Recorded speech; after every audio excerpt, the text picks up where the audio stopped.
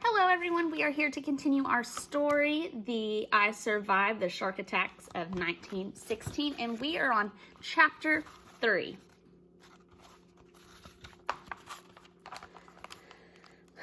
The year was 1852, the captain began. I wasn't much older than you lads. It was one of my first whaling voyages. 2 years at sea, and finally I was heading home across the Pacific. His voice was low and whispery, like it was coming from some place very far away. Suddenly, the sky turned black and the wind started to howl and the rain poured down. I'll never forget those waves. I thought our ship was going to be tossed to the moon. And the wind, it ripped our ship apart like it was made of paper. We all went into the water. I grabbed a barrel and somehow I made it through the night. By the time the sun came up, the storm had passed and I was all alone, just a tiny speck in the middle of the ocean. The other men died, Dewey asked. But the captain didn't seem to hear. And then I saw the fin. The shark? Whispered Monty, edging a little closer to Sid. Shh, Sid said. It circled me for a long while, the captain said.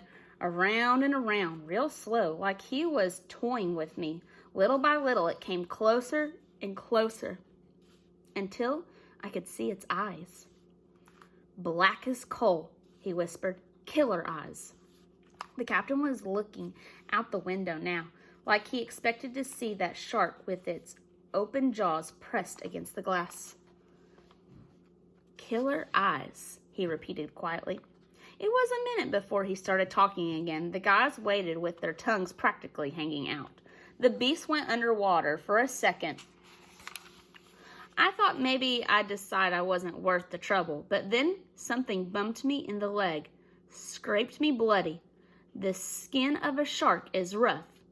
You can use it as sandpaper.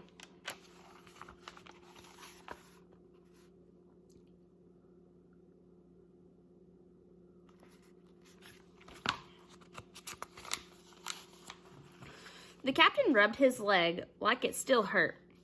It came in for the kill with its jaws wide open, the captain said, big enough to swallow me whole, and the teeth like daggers, 1,000 daggers, all lined up in rows. The captain's hands were shaking now. I had an old harpoon tip in my pocket. I grabbed it, and I stabbed the shark. He pounded the corner so hard that his coffee mug crashed to the floor. The captain didn't notice. Right in its killer eye, he said. You killed it? Dewey said. The captain shook his head. Oh, no, he said. But it swam off, disappeared. It wasn't my time. Then he stood up and put on his tattered captain hat. I must get home now, he said. My sweet Deborah will be waiting for me. Deborah was his wife. She had been dead for at least 20 years. Chet and the guys watched him leave. Uncle Jerry had come out of the kitchen when he heard the crash of Captain's cup. Poor old guy, he said, as he swept the mess. His mind is like Swiss cheese. You mean that story isn't true? Monty asked. Uncle Jerry shrugged. I think the captain spins a mighty fine tale. Stabbed with a harpoon tip? Dewey laughed. Killer eyes, Monty barked. Next, the captain will be telling us that he got gobbled up by a whale, Sid said. Chet thought about the captain all day. He didn't really believe the story either. Uncle Jerry was right. Who ever heard of a shark attacking a person? No, it wasn't the shark that scared him. It was the idea of being alone in the middle of the ocean. Strange, but Chet could imagine that feeling. He had been traveling around the country with his mama and papa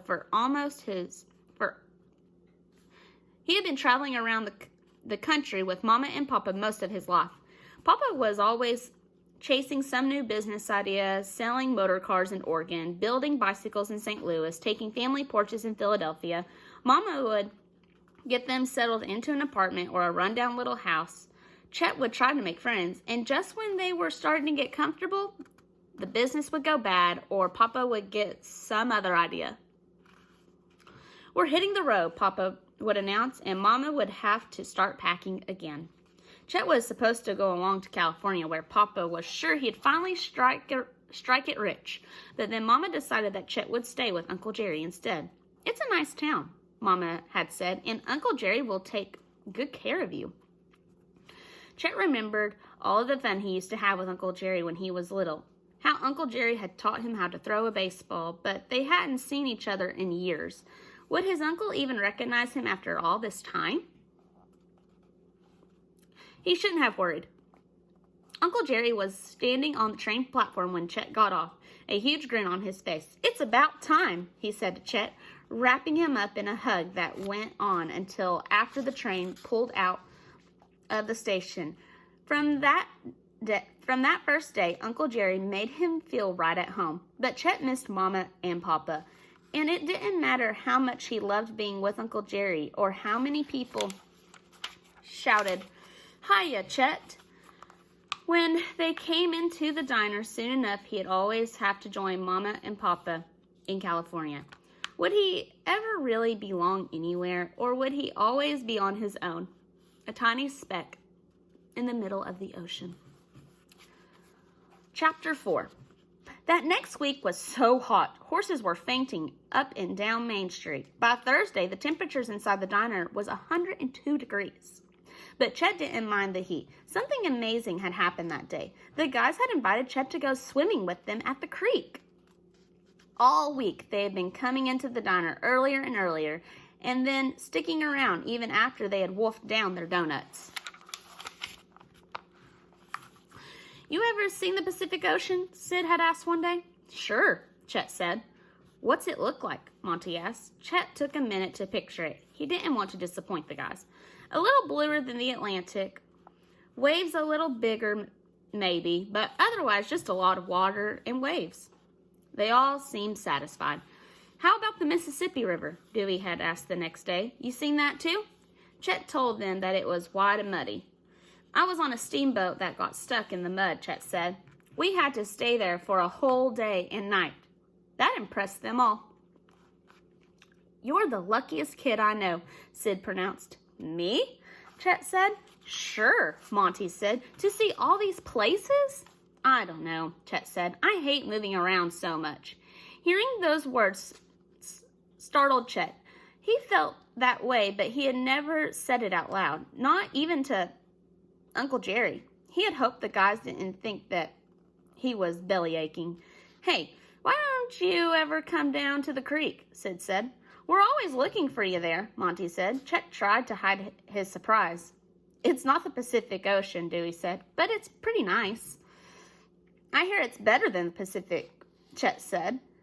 The guys all laughed. "Why don't you come today?" Sid said, and of course Chet said that he would meet them after work.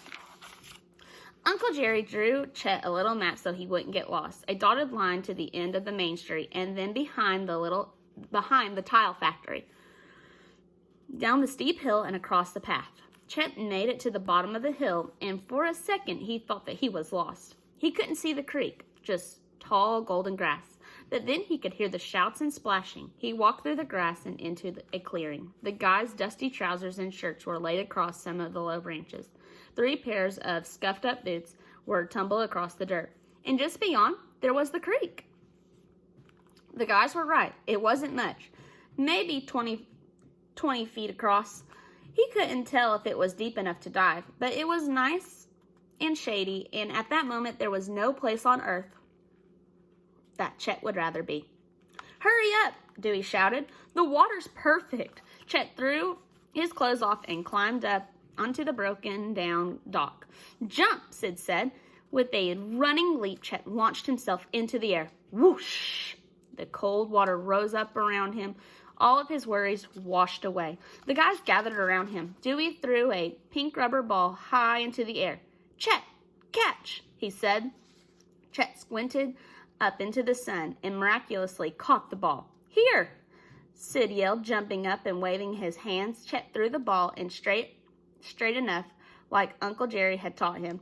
Sid made a clean catch. They played ball and then took turns jumping off the deck and chasing each other back and forth across the creek. When they got tired of swimming, they sat on the bank under the big elm tree. Dewey's mother had packed him 3 big molasses cookies, and the guys fought over who would share with Chet. "So," Sid said, "you like it here, okay?" "The creek's nice," said Chet with a mouthful of cookie. "No, Elm Hills," Monty said. "You think you'll be staying a while?" said Dewey. Chet swallowed hard. Just the day before, he had gotten a letter from Mama. "We have a nice apartment with a room just for you," she wrote. "I think Papa is going to have some good luck this time." "I hope," he said. The guys all nodded. "Minnie Martin's sweet on you," Dewey said. "Really?" Chet squeaked. "Sure," Monty said, sounding a little jealous. "She told my sister." They sat there a while talking about Minnie and Uncle Jerry's no-hitter in high school finals of 1908. Then Sid stood up and dove back into the water. They all followed him. Sid went swimming down the creek, and Chet played ball with Dewey and Monty. He and Monty tossed the ball back and forth a few times. "Dewey!" Chet called, ready to throw the ball, but Dewey didn't look at him. He was looking at something downstream. He had a strange look on his face. And then Chet saw it too. A gray triangle sticking up through the water, heading right for Dewey. What was that? It looked like the fin of a gigantic fish. Was it? He shook his head. His eyes were playing tricks on him. A shark in the creek was impossible. He even tried to laugh. His mind must be messed up because of the captain's story. But the fin was getting closer to Dewey. Faster, faster, closer, closer. "Dewey!" Chet shouted. But it was too late. There was a huge splash, and then Dewey disappeared. And that is the end of chapter 4, and that's where we're going to stop today. Thanks for listening.